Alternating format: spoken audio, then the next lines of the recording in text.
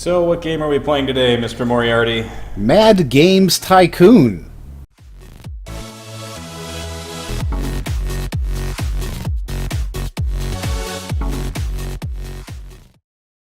This seems kind of interesting. This is, I don't know, like every other tycoon-y type of game. And I decided that we needed to have a better logo, so I chose the best logo of all. A panda. The panda. I also feel like there's not enough women in gaming, so of course I made myself a woman. Oh, well, so you were like, these are the two things that I want. Wow, that's a lot of features. That's a lot. Holy crap. However, I incorrectly chose first-person internet multiplayer games, thinking I'll be the one who makes Team Fortress 2 or Counter-Strike. Except this game starts you off in 1980, so that's like 25 years away. And by that point, you've got... The internet doesn't really exist? Right? So, like, by that point, that you're actually making internet games and stuff, you're a massive company with 200 employees. So I see that you are in a garage. You are essentially a garage startup. Yes, you are. And there is apparently a tutorial for this game, which I hope you did not use. I tried to start it, and it never started. Oh, well. It just never started. Like, as much as I tried, it never started. Super Marlowe World. I am making Super Marlowe World, which is going to be a helicopter and knights game. A helicopter and vampires arcade game. That's good. With no engine I'm whatsoever. glad that it's not skill-based. And it is exclusively for teenagers, by the way. So you can see... Okay, so I didn't see what you picked there. Nobody cares about graphics. It's about the story. No atmosphere. All about function. Yes. I'm making this for the PC. And I will tell you, I don't actually have any idea. Even, and this game is addicting. I ended up spending 17 hours playing this game in a... in a single session. I got completely addicted to it. Okay, that was... I don't know what happened there. She just did some jujitsu. I picked her up and put her in the office so she starts coding. ASCII with a K? Ah! It's so bad! Well, they didn't want to pay for anything. Whoa, wait a minute. Your garage is in fact an airship. How are we not talking about that? Right? It is a flying piece of land. We are floating. And this first game, Super Marlowe World, is a real piece of shit. I will tell you that. I think I get like a 10 score. But this game is basically impenetrable until you spend several hours playing it. It is not for the faint of heart, I will tell you that. There's just so much to it. It's so in depth. It feels like you're playing a spreadsheet half the time. You're playing a spreadsheet. That doesn't sound very good to me. But I do remember we played another game like this called what was it? It was some kind of like game tycoon or something like that. And that game was incredibly addictive. As much as I thought it was going to be stupid, I probably played that for like 9.5 hours straight. Yeah. So, oh, yeah. So if you're saying this one's better, then I mean, I guess I could consider myself suitably impressed. Yeah, it is better. It's a lot more. But it's very incomprehensible for the longest period of time. Like, I can watch this now, and I look at it and I go, oh, I know what all of this stuff is. But when I first started, I'm looking at this going, I have no idea what any of this does. I don't even know what I'm choosing. And I'll be totally honest, I don't actually think those sliders, when you're making a game, do anything at all. I don't think they do anything. Like, I think they probably do change something, but I can't honestly say that I can tell, even after almost 20 hours of gameplay that if I make this game have more gameplay, it will do this. Or if it has better graphics, it will do this. I mean, this is a game where you saw I took the graphics down to nothing, and it gets an 80-something% graphics rating. And looking at the screen there, I'm not seeing any vampires. I mean, maybe the triangles are the vampires. Maybe. Gameplay below average, and you focused on that, which is what I find funny. Right, so like I really can't say that I understand how any of this attaches itself to anything. A standard research sort That of said, like... there were 134 research topics? Yeah, dude, there's more than that. That's just what's available in 1980. Oh, God. Yeah. You cannot reasonably do everything. I guess that's true. Who buys a $1,500 blackboard? Right? Just a random blackboard. But this is the kind of stuff right here. During the research section, you're just supposed to throw a desk in there. That's it. A $1,000 desk. Yeah, but there's nothing that says, hey, you know, you should probably stick a desk in there. And it doesn't explain that, like, you know, researching features, well, that's researching something to put into your engine. Researching a topic is just a generic topic. But, like, even then, you can have... And I if you're going to play this game, I do not recommend that you... And I did this. I did it. I do not recommend that you research every single topic. Because when you are making a game, it becomes incredibly difficult to find a topic. Wow. And so you can see there's just a lot Ooh. of stuff happening. A 1 megahertz chipset just came out. No. If you're going to make a console, though. So you can start right away from the very beginning and be like, you know what? I'm going to start making consoles. I'm going to be Nintendo of this game world. Or Xbox or PlayStation or whatever random... So up at the top, what am I looking at here? This is what your game was rated as? No. So the amount of money I have currently, how many fans I have, then how high rated my office is. So the more stars you have, the higher you can, the higher rating employees you can have, because some people are not going to come work for you because your place is too disgusting. Oh, that's depressing. You're 4 months into the game and they just took your game off the market, which you Yep. spent 2 months making.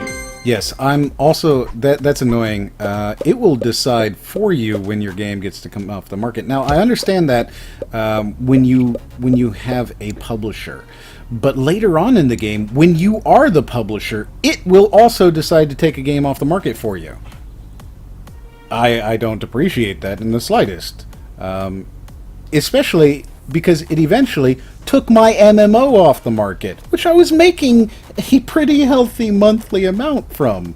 You know, I had like, 1.8 million monthly subscribers for $5 a month or whatever it was. And it decided, hey, your game's not selling at retail anymore, we're going to take it off the market. That was annoying, and it didn't make any sense to me, and it felt like I didn't have any control. So, again, these So here we sliders... go with a B game that is exactly middle of the road. Yeah, but, like, how can you tell, graphics or gameplay, game length or story? Wait. Story? I would assume that a longer game would indicate more story. How are those two diametrically opposed? Right? Or how about functions? Like why are functions... It doesn't make sense to me. Oh, so you are now getting a loan. Well, not quite yet, but eventually, yeah. You can see I've got $5,000. I'm gonna need a loan pretty soon. And eventually, that money that you do get from a loan is the only way you're going to survive for a while there.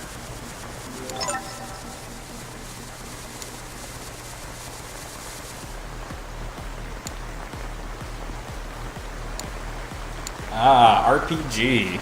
That would be the way to go. A mill RPG. A military RPG.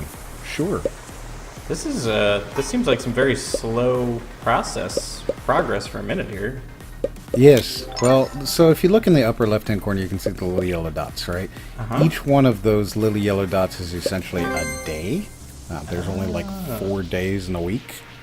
So we're going off the European work schedule. Yeah, right. Like we take 3 days off here. This is France. So you've got. Well, you are making an Assassin's Creed game, so it must be. Except it's a military helicopter game. So you do your 4 days. The week is over. There's 4 weeks in a month. There's 12 months in a year, and there's essentially in this game content up until 2017. So you've got 37 years of content built into the game. After that, so wait a minute. So there was no possibility to remove the bug before you release the game? Not yet. No. Yeah. Oh, that's depressing. Yeah. Later on, you can build a quality assurance lab.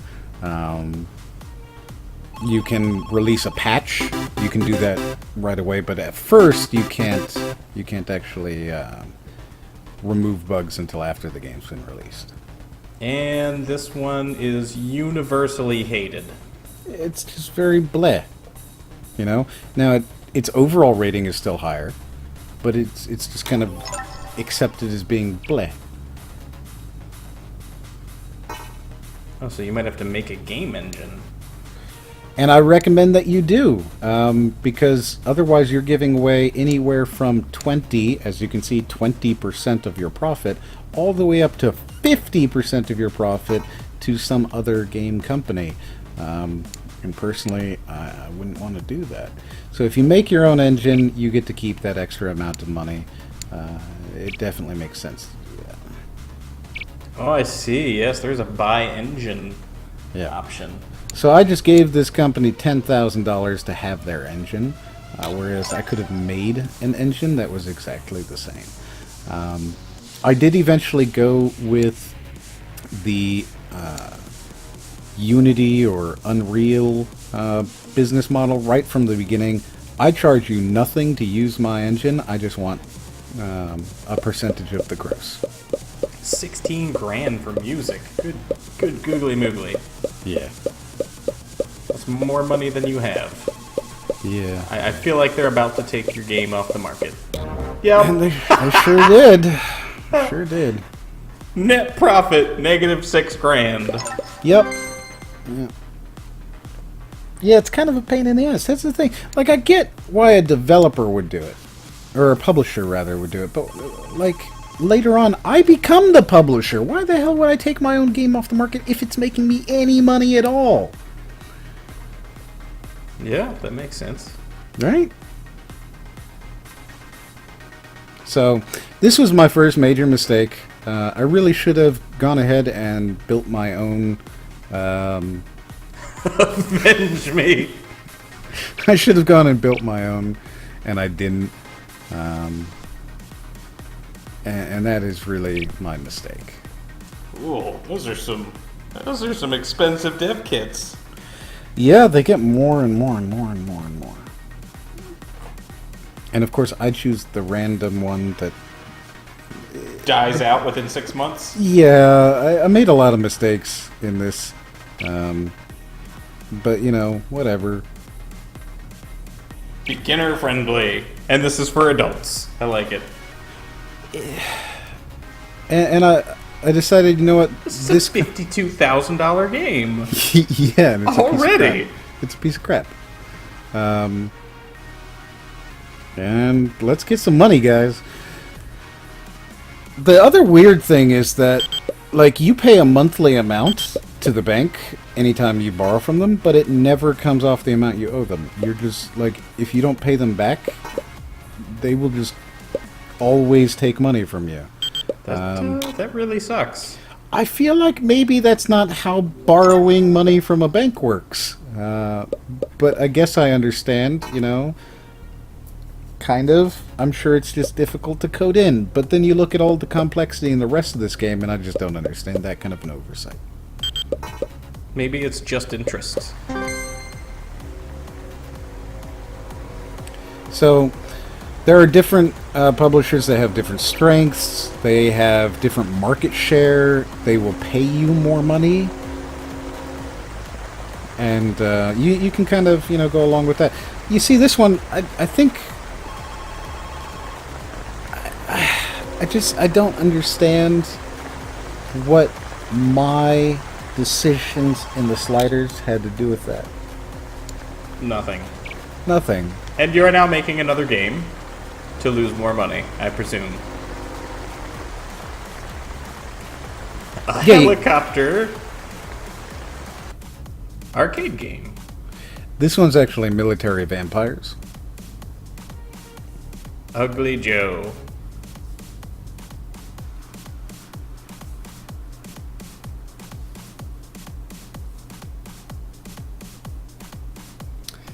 And I don't have enough money, so I'm going to need some more money. And those arrows on the side, I can't tell if they're saying it should be slightly more this direction, or if it should be more than it is this direction. So you are now $100,000. $100,000 in the hole. Yes. But, sort of like a lot of stuff, you just kind of got to get out there and keep producing.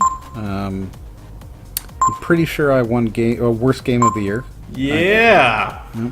Now, I lost 2,500 fans. I only had 16. Yeah. I feel like you're also neglecting a lot of research going on here. I don't have enough time, man. Just gotta keep making money. So, I like the fact that this game immediately is like, you should consider digital rights management. Yeah, that's a little dirty. Right? Have you considered putting copy protection on this? Because there's pirates out there and they're all evil.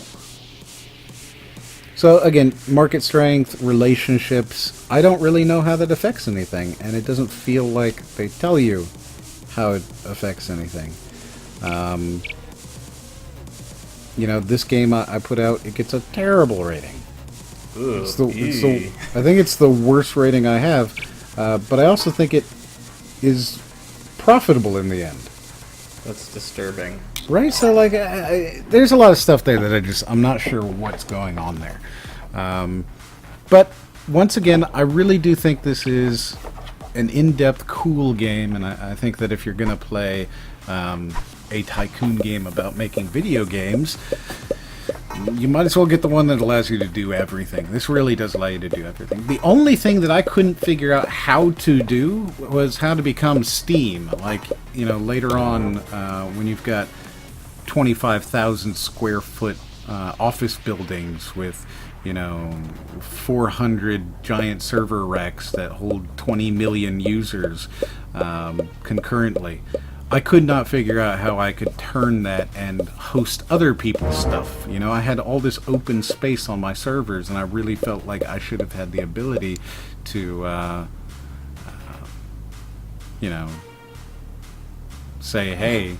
So you just borrowed the maximum amount of money. Yeah, I didn't mean to do that. I just wanted to check it out. But I really felt like I should have had the ability to rent out my server space for money, because those things, like Amazon or like Steam or I guess Microsoft does it now with their what is it, Azure? Whatever. Yep.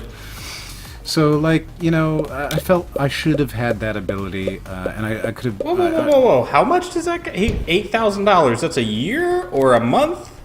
That's a month. Yeah. Holy... $8,000 a month? Yeah. Yeah, he charges a lot of money.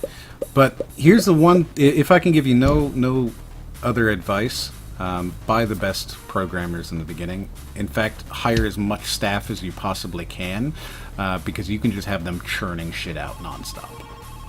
And I will tell you that that makes you money way more than trying to be lean does. You know, trying to say, oh, I have 3 people. Man, at one point, I had entire rooms, 60-plus developers in a room doing nothing, and it still made me more money having them there than not. You'll notice that I end up picking up a lot of stuff. This game allows you to turn that off in the lower left-hand corner. You can see, you know, the little hands with people in them. You can turn that off. I didn't figure that out for about 6 hours. So, like, you end up picking random stuff up, which is very annoying.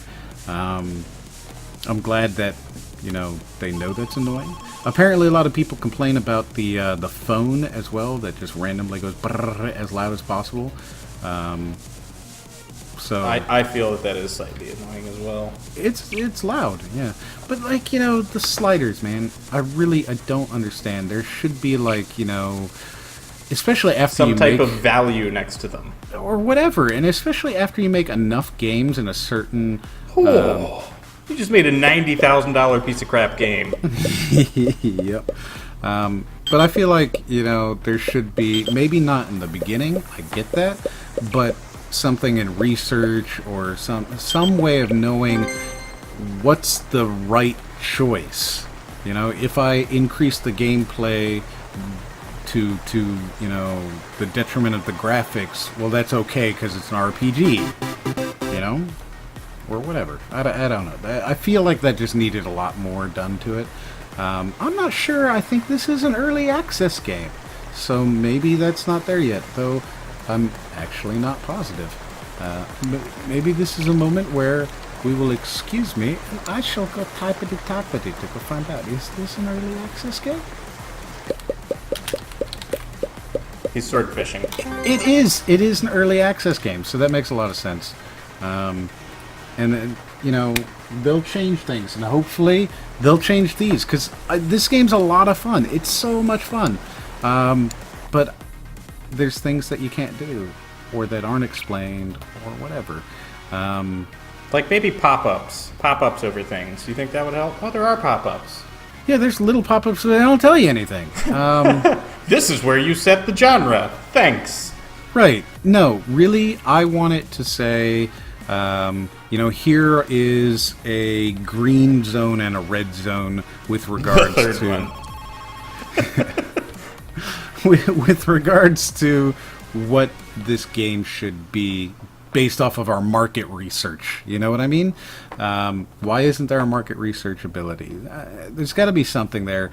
I know that there is later on that you can do some QA game stuff and like get into it, but it doesn't really like. It's not intuitive, and I'm not a big fan of that. On top of that, I really wanted to become Steam. Like, I wanted to stop being a game developer and start making money off of other people making games. I didn't want to publish them. I just wanted to charge for a storefront and make billions of dollars. And I never had that opportunity, so I'm hoping that they introduce that later on as well. Other than that, that's Mad Games Tycoon. What do you think, Crypto? I really like it. This looks like a lot of fun, and I think that I would enjoy playing this game. It looks like there's a lot of technology available for you to delve into, and it seems like there's a lot of different paths you can take to get where you want to go. And this seems interesting. I think that I would like to play this game. I would enjoy it. Oh, there you go. So that's it, guys. Until the next one.